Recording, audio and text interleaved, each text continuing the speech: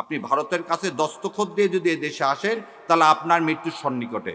আপনার বাবার রক্তের সাথে তাহলে আপনি বেইমানি করতেছেন, আপনার মায়ের রক্তের সাথে আপনি বেইমানি করতেছেন। আপনার বাবা তালপট্টি দিয়ে দেয়নি বলে শেখ হাসিনাকে এখানে ঢুকানোর 17 দিনের মাথায় আপনার বাবাকে হত্যা করা হয়েছে। আপনার বাবা পানি চুক্তির আন্ডারে ফারাক্কাকে বলছিল উড়িয়ে দিবে। আপনার মা এই পানির দাবিতে ইউএন পর্যন্ত গেছিল। সেজন্য আপনার মাকে কিন্তু ক্ষমতা থেকে কিভাবে চলে গেছে। আর আমার ধারণা আপনার মাজার ব্যথা এখনো যায়নি। যদি মাজার ব্যথা এখন অনুভব করে থাকেন, বিশ্বাস করেন না ইন্ডিয়াকে, বিশ্বাস করছেন তো মরছেন। আপনার সন্তানের যেদিন জানাজা বা দাফন হবে, সেদিন আপনি সাংস্কৃতিক অনুষ্ঠান উপভোগ করতে পারেন?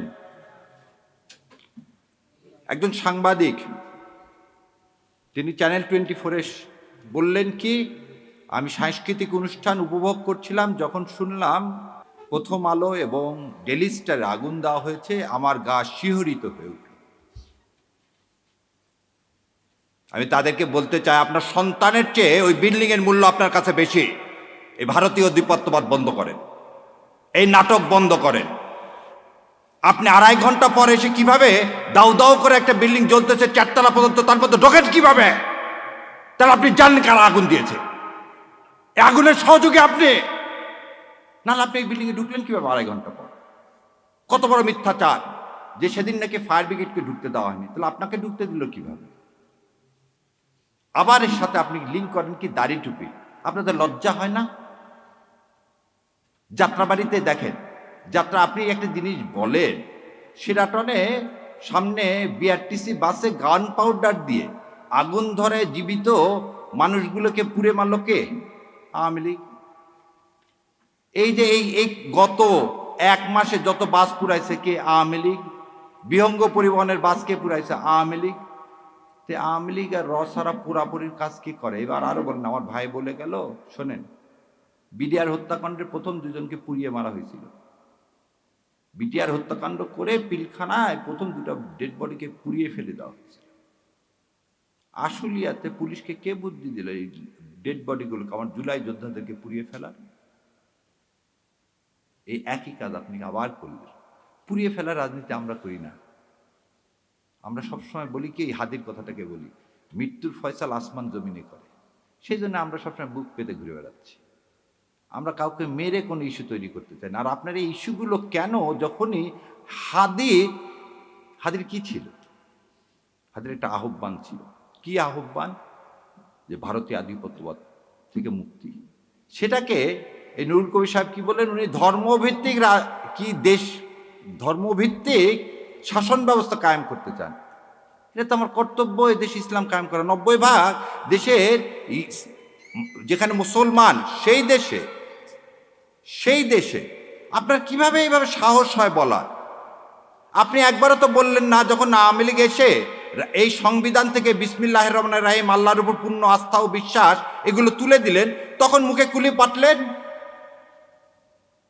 ও তার সমস্যা, প্রথম আলোকে এই ভেঙে চুরে আগুন দিয়ে এটাকে কোনোভাবে সমর্থন করতেছি না, কিন্তু আবারও বলতেছি, এটা আপনারাই করালেন।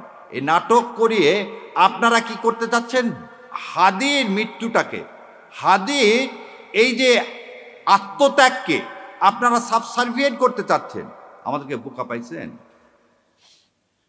এবার দ্বিতীয় কথা বলি, যদি ডেইলি স্টার এবং ভাঙ্গাটা অন্যায় হয়, তার বিচার করেন, কোনো সমস্যা নেই। তার আগে যে হাদি 7 দিন আগে গুলি লাগলো, 7 দিনেও ধরতে পারেন না। পুলিশ কি স্টেটমেন্ট দিচ্ছে, কোথায় আছে না আছে জানি না। আপনি 54-এ আপনি কিভাবে মানুষকে ধরতেছেন? আপনি তো কথা দিলেন, এই আইন উপদেষ্টাকে বলতেছি, আপনি 54-এ ধরতে পারেন, তাহলে আপনার ex-wife-কে ধরেন না কেন? না, শাওনের কথা বলিনি। সে মৃত্যুদণ্ড ঘোষণা করতেছে আমাদের, আপনার কানে ঢোকে না? বেঈমান কোথাকার! হাদির রক্তের সাথে বেঈমানি করে আপনি 54 প্রয়োগ করে আবার সেই কি করতেছেন? দাড়ি টুপি আলাদা ধরতেছেন। আমার মাদ্রাসার ছাত্ররা কি ভুলে গেছেন যাত্রাবাড়িতে কিভাবে রক্ত দিয়েছে? এই রক্তের উপর বেঈমানি করতে আপনার লজ্জা লাগে না? লজ্জা লাগে না আপনার? এবার আসেন, ধরে নিলাম তর্কের খাতিরে যে বাংলায় এডিশনের প্রতিষ্ঠাতা কে? ইলিয়াস ভাই। ধরে নিলাম তিনি প্রভোকেট করছেন, তিনি করার জন্যে এই বিল্ডিং ভেঙে দিছে কেউ, খুব ভালো কথা। তার জন্য ইলিয়াস ভাই কি করছেন, পার্সোনাল ফেসবুক বন্ধ করে দিয়েছেন। ইলিয়াস ভাইয়ের বিরুদ্ধে আপনি ইয়া দেন, বাংলা এডিশন ইলিয়াস কি পরিচালনা করে, সেজন্য বাংলা এডিশন বন্ধ করবেন? তাহলে এবারে বলেন আপনি, যে চ্যানেল 24-এর মালিক এই হামিম গ্রুপের, সে বলল প্রথমত হাসিনাকে চায়, দ্বিতীয়ত হাসিনাকে চায়, শেষ পর্যন্ত হাসিনাকে চায়, তখন কানের মধ্যে জানিয়ে কথাগুলো বাটপারগুলো জাতির সাথে বেইমানি করেন। মজা দেখতে আসছেন না? আর কত রক্ত চান? লজ্জা লাগে না নিজের সন্তানদের এইভাবে বিলীন করে দিতে, দেশের সার্বভৌমত্ব বিলীন করে দিতে? তাহলে যখন যমুনা টিভিতে আমি প্রতিবাদ করলাম তখন খুব গায়ে লেগে গেল না, ফসকে লেগে গেল না? যমুনা টিভির মালিককে এখন এত কিছু করতে পারেন 54-এ, জাতীয় পার্টিকে নিষিদ্ধ করতে পারেন না। যে জাতীয় পার্টি গত 3 বার এই আওয়ামী লীগ এই ভারতীয় আধিপত্যবাদকে সমর্থন করছেন, কিভাবে দেখেন? তার চেয়ারম্যান ইন্ডিয়া থেকে এসে বলে কি ইন্ডিয়ার অনুমতি ছাড়া আমি কিছু বলতে পারবো না। ভুলে গেছেন আপনারা? এই হচ্ছে স্বাধীন নাগরিক, এই হচ্ছে স্বাধীন দেশ। আজকে বাংলাদেশের হাই কমিশন শিলিগুড়িতে আক্রান্ত, কলকাতায় আক্রান্ত, দিল্লিতে আক্রান্ত, বোম্বেতে আক্রান্ত। কোথায় আপনারা সাংবাদিকরা তো এই আক্রান্তের বিরুদ্ধে সম্মেলন ডাকতেছেন না? আজ আমার দেশ, আমার সার্বভৌমত্ব আক্রান্ত কার দ্বারা? ইন্ডিয়ার দ্বারা। আরো কত মিথ্যাচার। একটা শোনেন, জ্ঞান পাপী কাকে বলা হয়? যে জেনে শুনে মিথ্যা কথা বলে, যে জেনে শুনে মিথ্যা কথা বলে। মাহফুজ ইনাম সাহেব বললেন 53 বছরে কোনো প্রতিষ্ঠানে আগুন দেওয়া হয়নি। তাহলে উনি অন্ধ, নাহলে ওনার চশমা ছিল না যেদিন নয়াদিগন্তে আগুন দিচ্ছে 12 বছর আগে। তাহলে এই মিথ্যাচার, যা রক্তের মধ্যে মিথ্যাচার, মুনাফেক সে আমাকে মুনাফেক বলতেছে। এটা তো আপনাকে অ্যাডমিটেড প্রমাণ দেখালাম, হঠাৎ করে আপনাদের এত মাথার ব্যথা হলো কেন? জামাত ইসলাম ক্ষমতা আসবে কি আসবে না, ক্ষমতা যাওয়ার মালিক হচ্ছে আল্লাহ। তা আপনারা ক্ষমতা বলতেছেন বিএনপি চলে আসছে। গতকালকেও দেখি এই ওর নাম কি হলো, আমেরিকা থেকে বসে থেকে ঠিকানার উনি বলেই দিলেন বিএনপি আসতেছে ক্ষমতায়, তাহলে এখন জামাতের কি হবে? আরে ভাই, বিএনপি যদি ক্ষমতায় আসে তাহলে ভোট টোট করার দরকার কি? দিয়ে দেন না, দিয়ে তো দিছেন, 1.5 বছরে তো দিছেন, 1.5 বছরে তো দিয়ে দিলেন। আর জাতির সাথে তামাশা করেন না। বলতেছি আপনাদেরকে বারবার, শেষ রক্তবিন্দু থাকা পর্যন্ত এই ভারতীয় আধিপত্যবাদের বিরুদ্ধে যুদ্ধ করে যাব ইনশাল্লাহ।